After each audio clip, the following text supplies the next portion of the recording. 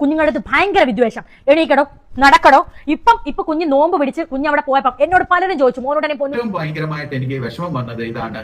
അതായത് ഞാൻ ജാതീയമായി പ്രവർത്തിച്ചു, ജാതീയമായി പാർഷ്യാലിറ്റി കാണിച്ചു എന്നുള്ള തരത്തിലുള്ള വർത്താനം ആണ്. പൊന്നൂസിന് 4ാം ക്ലാസ്സിലോട്ടുള്ള കുഞ്ഞിന് 12,000 രൂപ, 9,000 രൂപയായി മോനുകുട്ടന് 2ാം ക്ലാസ്സിലുള്ള ടെക്സ്റ്റ് ബുക്ക്. അതിൽ പല ടെക്സ്റ്റ് ബുക്കിനെ കുറിച്ചും ടെക്സ്റ്റ് ബുക്കിന്റെ പൈസയെ കുറിച്ചും ഒക്കെയാണ് സംസാരിക്കുന്നത്. ലോകത്ത് ഞങ്ങൾ ഇത് കേട്ടിട്ടില്ലാത്ത തുകകളൊക്കെയാണ്. നമസ്കാരം, പുതിയൊരു വീഡിയോയിലേക്ക് എല്ലാവർക്കും ഹാർദമായ സ്വാഗതം. വളരെ ഇമ്പോർട്ടന്റ് ആയിട്ടുള്ള ഒരു വീഡിയോ ആണ് ഇത്. മുഴുവനായിട്ട് കാണാൻ വേണ്ടിയിട്ട് ശ്രമിക്കുക. മുഴുവൻ കണ്ടതിന് ശേഷം മാത്രം കമന്റ് ഇടുക. ഒരു പെട്ടെന്നൊരു തീരുമാനത്തിലേക്ക് എത്തരുത്. ഇത് ഞാൻ പറയുന്നത് തെറ്റാണെന്നുള്ള തീരുമാനം വേണ്ട, ഞാൻ പറയുന്നത് ശരിയാണെന്നുള്ള തീരുമാനം നിഗമനം ഒന്നും വേണ്ട. ഞാൻ ഈ കാണിക്കുന്ന വീഡിയോ കംപ്ലീറ്റ് കണ്ടതിന് ശേഷം മാത്രം നിങ്ങളൊരു അഭിപ്രായം പറയുക എന്നുള്ളതാണ്. മനസ്സിലായോ? ഇപ്പോ 2 ദിവസം, അതായത് ഇന്നലെ തൊട്ട് തന്നെ എനിക്ക് 1-2 പിന്നീട് ഇൻസ്റ്റയിൽ 1-2 പിന്നീട് കമന്റുകൾ വന്നു. ഇതിനെ കുറിച്ചൊന്ന് പ്രതികരിക്കണം എന്ന് പറഞ്ഞുകൊണ്ടുള്ള കമന്റുകൾ വന്നു. അപ്പോൾ ഞാൻ അതിനകത്ത് ക്ലിക്ക് ചെയ്ത് നോക്കിയപ്പോൾ ഏതാണ്ട് ഷാജഹാൻ എന്ന് പറയുന്ന ഒരു യൂട്യൂബർ. സത്യം പറഞ്ഞാൽ ഞാൻ ആദ്യമായിട്ടാണ് കാണുന്നത്. നമ്മളത് ഫോളോ ചെയ്യാത്തത് കൊണ്ട് തന്നെ നമുക്ക് അറിയില്ല.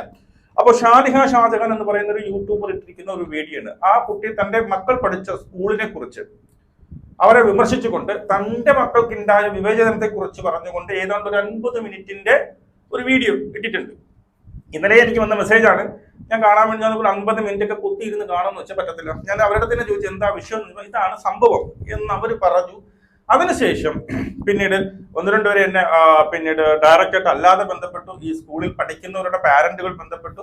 അപ്പൊ ഇതൊരു ഒരു സത്യം പറയാൻ നമ്മൾ അഡ്രസ്സ് ചെയ്യേണ്ടതായിട്ടുള്ള ഒരു വിഷയമാണ്. ഇതൊരു ചെറിയ കാര്യമല്ല എന്നുള്ളതാണ്. അതിൽ ഞാൻ ഞെട്ടിച്ചുകൊണ്ട് ഏതാണ്ട് എനിക്കൊരു 4 ലക്ഷമോ 5 ലക്ഷമോ ഒക്കെ അടുപ്പിച്ചായിട്ടുണ്ട്.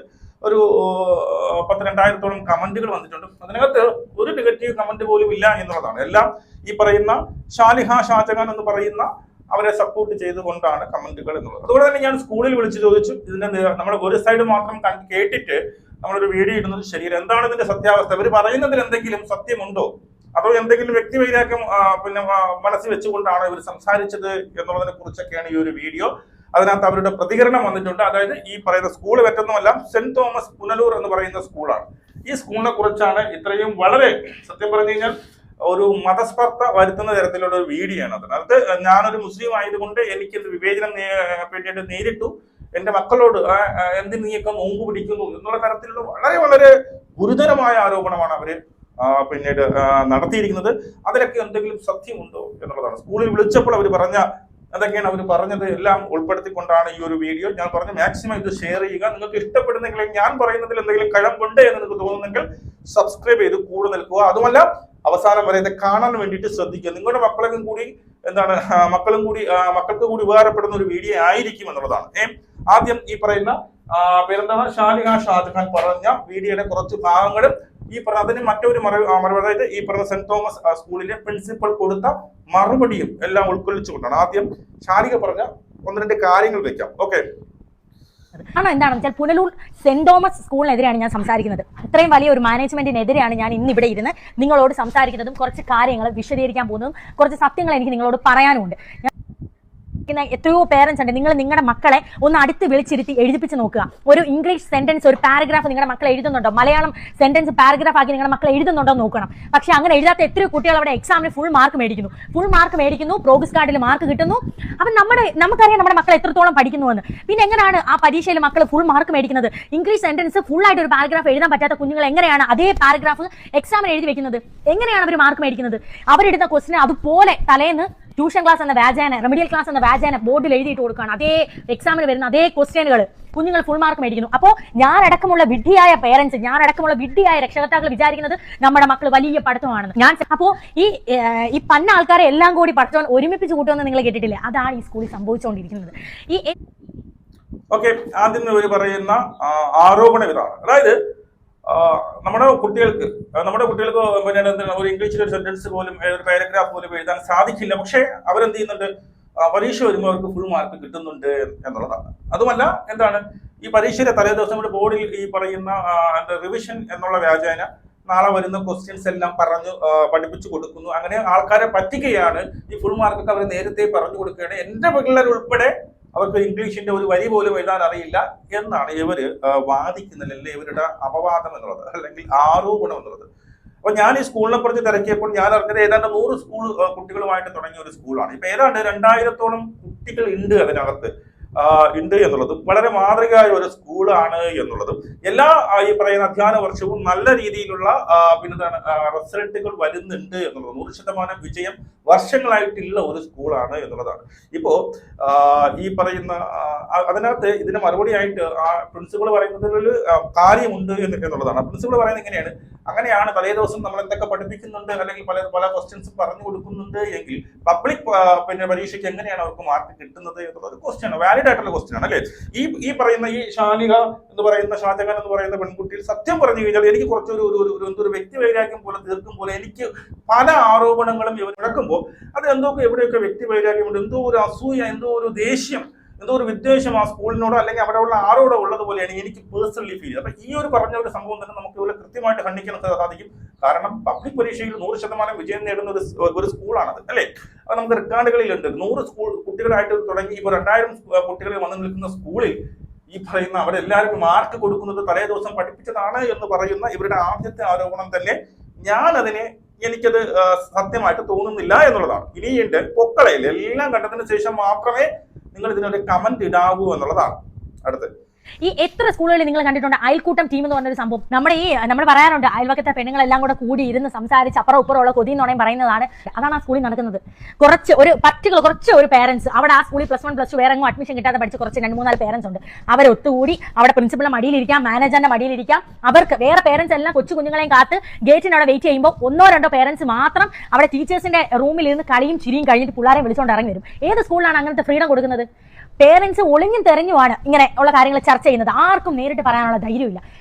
ഓക്കെ, ഇത് പറയുന്നതിനോടും എനിക്ക് വലിയ യോജിപ്പൊന്നുമില്ല. ഞാനത് സത്യമാണെന്ന് വിശ്വസിക്കാൻ എനിക്ക് ചെറിയ ബുദ്ധിമുട്ടുണ്ട് എന്നുള്ളതാണ്. അതായത് ഇവർ പറയുന്നത് വെച്ച് കഴിഞ്ഞാൽ വേറെ ഒരു സ്കൂളിലും അഡ്മിഷൻ കിട്ടാത്ത കുറെ പാരന്റുകൾ അവിടെ വന്ന് കുട്ടികളെ കൊണ്ട് ചേർക്കുന്നുണ്ട്. താങ്കളും അങ്ങനെയാണോ പോയത്? ഒരു സ്കൂളിലും ഈ പറയുന്ന എന്താണ് അഡ്മിഷൻ കിട്ടാത്തത് കൊണ്ടാണ് താങ്കൾ അവിടെ പോയത് എനിക്കറിയത്തില്ല. ശരി, ഓക്കെ. എന്നിട്ട് ഒരു പറയുന്നുണ്ട് പ്രിൻസിപ്പൽ അവിടെ വരുന്ന പാരന്റുകൾ പ്രിൻസിപ്പാളിന്റെ മടിയിൽ കയറി ഇരിക്കുന്നു എന്നാണ് പറയുന്നത്. വളരെ വലിയൊരു ആരോപണമാണ്. താങ്കൾ കണ്ടിട്ടുണ്ടോ? ഇവര് ഉടനീളം കുറെ ആരോപണങ്ങൾ മുഴക്കുന്നുണ്ട് എങ്കിലും പക്ഷെ ഒന്നിന്റെ പോലും ഒരു പ്രൂഫ് പോലും വെച്ചിട്ടില്ല എന്നുള്ളതാണ്. ഒരൊറ്റ പ്രൂഫില്ല. ഇവരിങ്ങനെ വായ്ത്താളമായിട്ട് അടിക്കുന്നുണ്ട്. ഒരുപാട് നമ്മളൊക്കെ സ്കൂളിൽ എൻ്റെ കുട്ടിയും എൻ്റെ മോളും ഇതുപോലെ പ്രൈവറ്റ് സ്കൂളിൽ തന്നെയാണ് പഠിക്കുന്നത്. അപ്പൊ നമ്മളൊരു ആരോപണം ഇങ്ങനെ ഇത്രയും വലിയ ഗുരുതരമായിട്ടുള്ള ഒരു ആരോപണമൊക്കെ മുഴക്കുമ്പോൾ അതിന് ചെറിയ ഒരു എവിഡൻസ് എന്തെങ്കിലും നിങ്ങൾ ഒരുപാട് ആരോപണങ്ങൾ നടത്തുന്നുണ്ട്, അതിൻ്റെ ഒന്നും ഒരു എവിഡൻസും ഇല്ലാതെ നിങ്ങൾ പറയുന്നത് പലതും എനിക്ക് കേട്ടിട്ട് ഇതൊക്കെ നുണയായിട്ടാണ് എനിക്ക് പേഴ്സണലി ഫീൽ ചെയ്തത്. സത്യസന്ധമായിട്ട് പറയാമല്ലോ, എനിക്ക് ഇവരെ അറിഞ്ഞാൽ കൂടെ ഒന്നും കൂടുതൽ എനിക്ക് പേഴ്സണലി ഫീൽ ചെയ്തത് ഇവർ കുറെ വ്യക്തി വൈരാഗ്യം തീർക്കും പോലെയാണ് എനിക്ക് പേഴ്സണലി ഫീൽ ചെയ്തത്. നിങ്ങൾക്ക് ഇതിനകത്ത് ഒന്ന് എന്നെ തെറി പറയുമായിരിക്കും, പക്ഷെ ആദ്യം വസ്തുത എന്തെന്ന് അറിയണം എന്നുള്ളത്. ഇവരൊന്നുമല്ല, ഞാനിതെടുത്ത് പ്രതികരിക്കാനുള്ള കാരണം ഇവരൊരു മതസ്പർദ്ധ വരുത്തുന്നത്. അതായത് സ്കൂളുകളിൽ എന്റെ മക്കൾ മുസ്ലിങ്ങളായതുകൊണ്ട് എന്നെ എന്ത് ചെയ്തു മാറ്റി നിർത്തുന്നു, എന്റെ പിള്ളേരുടെ അടുത്ത് വിവേചനം കാട്ടുന്നു എന്നുള്ള രീതിയിൽ വളരെ ഗുരുതരമായിട്ടുള്ള ഒരു സംഭവം. നമ്മുടെ വിദ്യാഭ്യാസ മേഖല നമുക്കറിയാം, അവിടെയുള്ള അധ്യാപകരെ നമുക്കറിയാം. അവിടെ അങ്ങനെ ഒരു സംഭവം, ഇങ്ങനെ ഒരു ജാതി അല്ലെങ്കിൽ മതപരമായ ഒരു വിവേചനം നടത്തുന്നുണ്ട് എന്ന് നിങ്ങളിങ്ങനെ പറയുമ്പോൾ വെറുതെ വായ്ത്താളം കൊണ്ടടിക്കരുത്. ഇത് വലിയൊരു സംഭവത്തിലേക്ക് മാറാൻ സാധ്യതയുള്ള ഒരു വിഷയമാണ്, ഒരു വളരെ ഗുരുതരമായ ഒരു വിഷയം. നിങ്ങൾ ഒരു തെളിവുമില്ലാതെ വന്നു നിന്നുകൊണ്ട് പറയരുത് എന്നുള്ളതാണ്. ഇവിടെ ഇതും എനിക്ക് വിശ്വസിക്കുന്ന കുറച്ച് പാടുണ്ട്. അതായത് ഒരു സ്കൂളിലും പിന്നീട് എന്താണ് അഡ്മിഷൻ കിട്ടാത്ത കുറെ പൂർവ്വ വിദ്യാർത്ഥികളുണ്ട്. അവരുടെ മക്കളാണ് ഇവിടെ വന്ന്, അവർക്കാണ് ഏറ്റവും കൂടുതൽ മുൻഗണന കൊടുക്കുന്നത്. അവരൊക്കെ വന്ന് പ്രിൻസിപ്പാളിന്റെ അടക്കം മടിയിൽ കയറി ഇരിക്കുന്നു. ആ വാക്ക് തന്നെ തെറ്റാണ്, മനസ്സിലാണ്. മടിയിൽ കയറി താങ്കൾ കണ്ടായിരുന്നു മടിയിൽ കയറി ഇരിക്കുന്നത്, താങ്കളുടെ അതിന്റെ ഫോട്ടോ ഉണ്ട്. അപ്പൊ വെറുതെ പടച്ചു വിടരുത് എന്നേ എനിക്ക് പറയാനുള്ളൂ. ബാക്കി ഇനിയുണ്ട് കേട്ടോ. കുഞ്ഞുങ്ങളുടെ ഭയങ്കര വിദ്വേഷം. എണീക്കടോ, നടക്കടോ. ഇപ്പൊ കുഞ്ഞ് നോമ്പ് പിടിച്ച് അവിടെ പോയപ്പോ എന്നോട് പലരും ചോദിച്ചു, മോനോടനെ പൊന്നൂസിനെ എന്തുകൊണ്ട് നോമ്പ് പിടിപ്പിച്ചില്ല, 2 നോമ്പല്ലേ പിടിപ്പിച്ചുള്ളൂ. ക്ലാസ്സിൽ പോകുമ്പോ ഇതാണ് കുഞ്ഞിനോട് പറയുവാണ്, എന്താ ചോറ് ഇന്നത്തെ? മോനോട് പറയാൻ നോമ്പാ ടീച്ചറെ. നീ നോമ്പ് പിടിച്ചിട്ട് എന്താ കാര്യം? നിന്റെയൊക്കെ സ്വഭാവം ആദ്യം നന്നാക്കുക, അല്ലാതെ നീ ഒന്നും നോമ്പ് പിടിച്ചിട്ട് കാര്യമില്ലെന്ന് 2ാം ക്ലാസ്സിൽ പഠിക്കുന്ന കുഞ്ഞിനോട് പറയാണ്. കുഞ്ഞ് വന്ന് എന്നോട് പറയുമ്പോഴും ഞാൻ പറയാണ്, സാറില്ല മക്കളെ, നമ്മൾ ഈ വർഷം അങ്ങ് TC മേടിച്ച് പോവല്ലോ, അവിടെ നിന്ന് കുഴപ്പമില്ല, പോട്ട് മക്കളെ എന്ന് പറഞ്ഞ് ആശ്വസിപ്പിക്കുകയാണ്. ഇതൊക്കെ നിങ്ങൾ വിശ്വസിക്കുന്നുണ്ട്. എനിക്ക് വിശ്വസിക്കാൻ വലിയ ബുദ്ധിമുട്ടുണ്ട് ഇതിനൊക്കെ. 2ാം ക്ലാസ്സിൽ 3ാം ക്ലാസ്സിൽ ഏതെങ്കിലും പറയുന്നവർ കാണൂടെ, അവര് ഇത്രയും പറയണ എന്താണ്, നിങ്ങളൊക്കെ ഈ പറയുന്നത് പോലെ മുസ്ലിം ആണല്ലേ, നോമ്പ് പിടിച്ചിട്ട് വരെയാണ്, നീയൊക്കെ നോമ്പ് പിടിച്ചിട്ട് എത്താൻ കാരണം എന്നൊക്കെ പറഞ്ഞെന്ന് പറയുന്നവർ ഇല്ല എന്നൊന്നും ഞാൻ പറയുന്നില്ല. പക്ഷെ ഇങ്ങനെ ഒന്ന് പറയുമ്പോൾ ഇതിനൊക്കെ തെളിവ് വെക്കണം എന്നുള്ളതാണ്. മനസ്സിലായോ? ഇതിനെക്കുറിച്ചൊക്കെ ഇതിനൊക്കെ മറുപടി പുള്ളി ഇട്ടിട്ടുണ്ട്. ഈ പറയുന്ന മതപരമായിട്ടുള്ള ഒരു കാര്യം കൂടി പറയുന്നത് അതുകൂടി വെക്കാം. ഇത് കാണിക്കാൻ തുടങ്ങിയപ്പോഴാണ് പിന്നെ ഞങ്ങളെ ഇപ്പൊ തീവ്രവാദിയായിട്ട് ചിത്രീകരിച്ചപ്പോഴും പിന്നെ എന്റെ ഹസ്ബൻഡ് എക്സ് ലവറും കൂടെ മാനേജ്മെന്റിന്റെ മടി കയറി ഇരിക്കുവാണ്. സ്കൂളിൽ ഇങ്ങനെ പറഞ്ഞുകൊണ്ട് നടക്കുവാണ് മാനേജ്മെന്റിന്റെ അടുത്ത്, എന്റെ പണ്ടത്തെ കാമുകന്റെ ഭാര്യ പണ്ട് ഇങ്ങനെയായിരുന്നു. ഞാൻ എന്ത് കഴിച്ചു? അപ്പം ഞാൻ എന്റെ ശത്രു ആ കുട്ടി പെണ്ണ്, അവളും എന്റെ ശത്രുവാണ്. സ്കൂൾ മാനേജ്മെന്റിന് നിസ്സാരമായ ഒരു സംഭവം കിട്ടി, ഫ്രോക്ക് കൊള്ളത്തില്ലെന്ന് പറഞ്ഞു. അപ്പൊ രണ്ടുപേരും കൂടെ വേഗം ഞങ്ങളെ അങ്ങ് മുസ്ലിം തീവ്രവാദികളാക്കി. മുസ്ലിങ്ങളുടെ പണം വേണം എല്ലാത്തിനും, പക്ഷെ ഞങ്ങൾ തീവ്രവാദികളാണ്. പടച്ചോ ഇതൊക്കെ കാണുന്നുണ്ട്, ഒരു കാലത്തും ഇതിനൊന്നും മറുപടി പറയാതെ പോകത്തില്ല.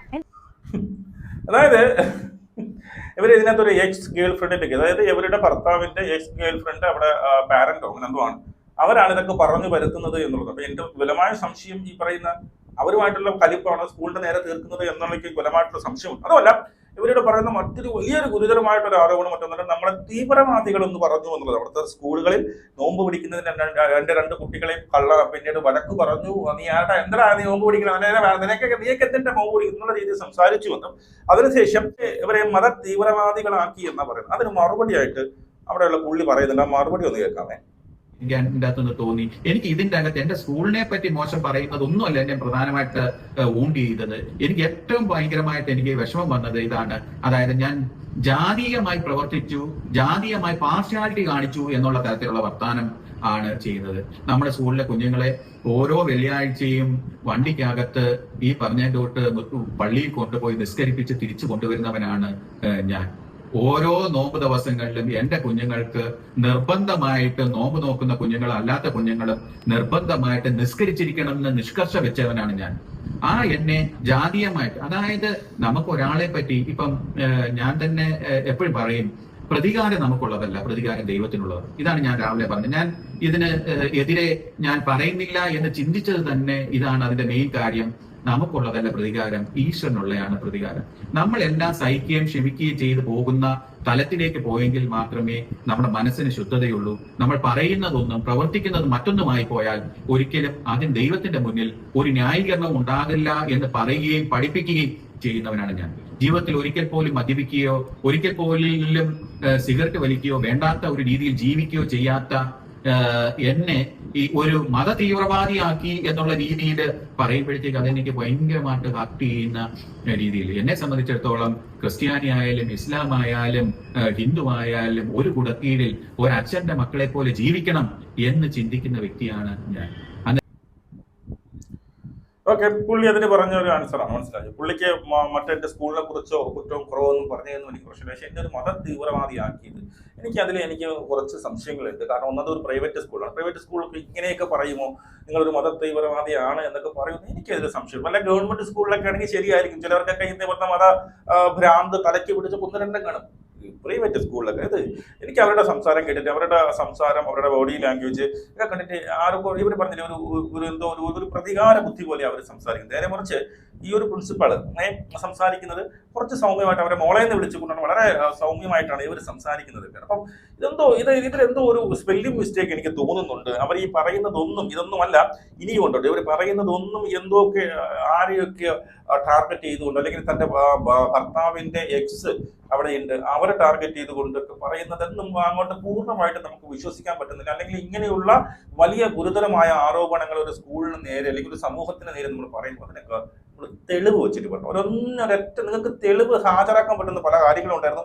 അതിനുൾപ്പെടെ നിങ്ങൾ തെളിവ് വെച്ചു. നിങ്ങൾ വളരെ ദേഷ്യത്തോടു കൂടി കുറെ ആരോപണങ്ങൾ മുടക്കിച്ചു എന്നുള്ളതല്ലാതെ ഒരു തെളിവ് നിങ്ങൾ ഇതിനകത്ത് വെച്ചിട്ടില്ല എന്നുള്ള സത്യം. ഇനി എന്റെ ഒരു ആനുവൽസറി വരുമ്പോൾ സ്കൂൾ മാനേജ്മെന്റ് ആണ് ആനുവൽ ഡേ നടത്തേണ്ടത്. ഇത് ഒരു കുഞ്ഞിന്റെ കയ്യിൽ നിന്ന് 600 രൂപയാണ് ഫീസ് മേടിക്കുന്നത്. 600 രൂപ വാങ്ങുന്ന ഫീസിൽ 20 ലക്ഷത്തിന്റെ സ്റ്റേജ് ഒരുക്കുവാണെന്നൊരു വ്യാജേന ആനുവൽ ഡേ നടത്തും. വിഡ്ഢികളായ, ഞാൻ അടക്കമുള്ള വിഡ്ഢികളായ കുറെ പേരൻസ് നമ്മുടെ മക്കൾ മിനുക്ക് ഡ്രസ് ഇട്ട് വരുമ്പോൾ പോയി നിൽക്കുവാണ്. ഒരു അകത്തിടുന്ന ഒരു ഡ്രസ്സ്, കറുത്ത ഫുൾ കൈ ഡ്രസ്സ്, പാന്റ്, ഇത് നമ്മൾ മേടിച്ചോണ്ട് പോകണം. ഇവർ തരുന്നത് 1200 രൂപ. നമ്മളൊരു ഡാൻസിന് പൈസ കൊടുക്കുവാണ്, കോസ്റ്റ്യൂമിന് ഒരു മിനുക്ക് കോട്ടാണ് തരുന്നത് 1200 രൂപ. പാട്ട് പാടാൻ വേണ്ടി 15 കുഞ്ഞുങ്ങളെ സെലക്ട് ചെയ്യും. അതിന് 800 രൂപ ഫീസാണ് മേടിക്കുന്നത് ഒരു ഫ്രോക്കിന്. ആ ഫ്രോക്കിന്റെ ബാക്ക് വശത്തെ പൈസ ഇവരെ ഇളക്കി കളഞ്ഞു, 460 രൂപ ഒരു ഫ്രോക്കിന്. പക്ഷെ താഴെ വന്ന പൈസ ഇവരെ ബില്ല് ഇളക്കി കളയാൻ മറന്നുപോയി. അപ്പോൾ ഞാൻ എന്റെ പൊന്നൂസിനെ ഒരുക്കുന്ന സമയത്താണ് ഇത് കണ്ടത്. 800 രൂപ ഒരു ഫ്രോക്കിന് മേടിച്ചു, 460 460 രൂപ ആയിട്ടുള്ളൂ. 15 കുട്ടികളുടെ അത് മേടിക്കുമ്പോൾ എത്ര രൂപ ലാഭം വരുന്നുണ്ട്. പക്ഷേ നമ്മളൊരു സ്കൂളിൽ നമ്മുടെ കുഞ്ഞ് പഠിക്കുന്നിടത്തോളം കാലം നമ്മളത് പറയത്തില്ല. ഞാനത് മറച്ചു വെച്ചിട്ട് ഞാൻ എൻ്റെ കുഞ്ഞിനെ ഒരുക്കിക്കൊണ്ടിരുന്നപ്പം ഇത്രയും പറഞ്ഞു, ഫ്രോക്ക് എനിക്ക് ഇഷ്ടപ്പെട്ടില്ല, വലിയ രസമില്ല. അത് അവർക്ക് വലിയ ഒരു ഇൻസൾട്ടായി. അവർ 24 വർഷമായിട്ട് സ്കൂളിൽ കള്ളത്തരങ്ങളെല്ലാം പടുത്തുയർത്തിയ ഒരു സ്കൂളാണ്. ആ ഒരു നെഗറ്റീവായ ചെറിയൊരു കാര്യം എൻ്റെ വായിന്ന് വീണത് അവർക്ക് വലിയൊരു നെഗറ്റീവായി പോയെന്ന്. ഫ്രോക്ക് എനിക്ക് ഇഷ്ടപ്പെട്ടില്ല.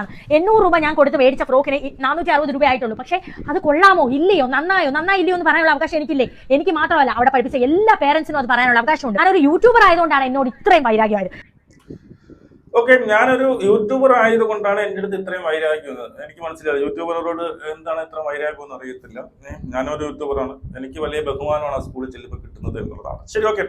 ഇവര് പറയുന്നത് വെച്ച് കഴിഞ്ഞാൽ 800 രൂപയുടെ ഫ്രോക്ക്, അതായത് ആനിവേഴ്സറി ആയിരുന്നു, 800 രൂപയുടെ ഫ്രോക്ക് 800 നമ്മളിൽ നിന്ന് വാങ്ങിച്ചു. അതിനകത്ത് 460 മാത്രം ഫ്രോക്കിന് വില ഉണ്ടായിരുന്നുള്ളൂ. ഞാൻ അതിന് പേരിൽ വലിച്ചു കീറി കളഞ്ഞു. താഴത്തെ കാണുന്ന പിന്നീട് കീറിയില്ല, അവർ കണ്ടുകൊണ്ടൊക്കെയാണ്. ചിലപ്പോൾ അതൊക്കെ ശരിയായിരിക്കാം.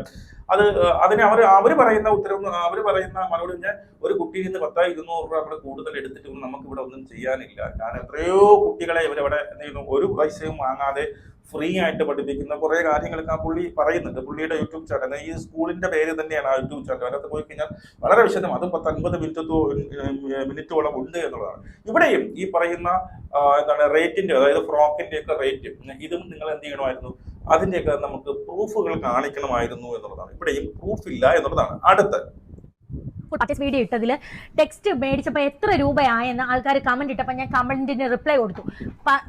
പൊന്നൂസിന് 4ാം ക്ലാസ്സിലോട്ടുള്ള കുഞ്ഞിന് 12,000 രൂപ, 9,000 രൂപയായി 3 കുട്ടന് 2ാം ക്ലാസ്സിലുള്ള ടെക്സ്റ്റ് ബുക്ക്. അതിൽ പല ടീച്ചർമാരും, പല CBSE പഠിപ്പിക്കുന്ന ടീച്ചർമാർ വന്ന് കമന്റ് ഇടാൻ തുടങ്ങി, ഞങ്ങളുടെ സ്കൂളുകളിലൊന്നും ഇത്രയും പൈസ ഇല്ലെന്ന്. ഞാനുള്ള സത്യം പോലെയാണ് അത് കമന്റ് ചെയ്തു. 11,000 രൂപ. അത് അവർക്ക് ഭയങ്കര പ്രശ്നമായി. ആ സ്കൂളിൽ ചേരാത്ത പല കുട്ടികളും അവിടെ വരാൻ പേടിക്കുമെന്ന്. അതായത് ഇവർ പറയുന്നത് എന്താണ്, 2ാം ക്ലാസ്സിൽ പഠിക്കുന്ന കൊച്ചിന് 9,000 രൂപ ടെസ്റ്റ്, ഈ പറയുന്ന 4ാം ക്ലാസ്സിൽ പഠിക്കുന്ന ഒരു കൊച്ചിന്റെ ടെക്സ്റ്റ് ബുക്കുകൾക്ക് മാത്രം 12,000 രൂപ എന്ന് അവർ പറയുന്നത്. ഇവരിങ്ങനെ ഏതോ ഒരു വീഡിയോയിൽ ഇവർ മുമ്പ് ഈ സ്കൂളുമായിട്ടുള്ള ആ ഒരു സംഭവം നടക്കുന്നുണ്ട് എന്നുള്ളതാണ് ഇതിൽ നിന്ന് മനസ്സിലാകുന്നത്. ഇപ്പൊ വീഡിയോയിൽ പറയുന്നു, അപ്പൊ പല കുട്ടികളും ഇത്രയും പൈസയൊന്നും ഒരിടത്തും ഇല്ലല്ലോ എന്നുള്ളത്. ഇവിടെയും ഇതിന്റെ പ്രൂഫ് വെച്ചിട്ട് ഞാൻ ഞെട്ടിപ്പോയി. 2ാം ക്ലാസ്സിൽ പഠിക്കുന്ന ഒരു പെൺകുട്ടി, ഒരു കൊച്ചിന് 9,000 രൂപ ടെക്സ്റ്റ് ബുക്കിന് അവർ പൈസ വാങ്ങിച്ചു എങ്കിൽ നിങ്ങൾ അതിന്റെ എന്ത് ചെയ്യണം, നിങ്ങൾ അതിന്റെ പ്രൂഫ് ഇടണം, അല്ലാതെ വന്നിരുന്ന് അടിക്കരുത് എന്നുള്ളതാണ്. ഇതൊക്കെ പറയുന്നത് പച്ചക്കള്ളമാണ് എനിക്ക് തോന്നുന്നത്. അങ്ങനെ ഉണ്ടെങ്കിൽ നിങ്ങൾ പറയും. ഇതിന് മറുപടി ആയിട്ട് അവര് തന്നെ പറയുന്നുണ്ട്, മറുപടി കേട്ടോളേ.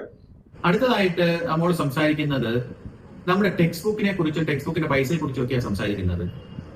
ലോകത്ത് ഞങ്ങൾ ഇത് കേട്ടിട്ടില്ലാത്ത തുകകളൊക്കെയാണ് പുള്ളിക്കാരി ഇതിന്റെ അകത്ത് നമ്മൾ ടെക്സ്റ്റ് ബുക്കിന്റെ മണിയായിട്ട് ഇടുന്നത്.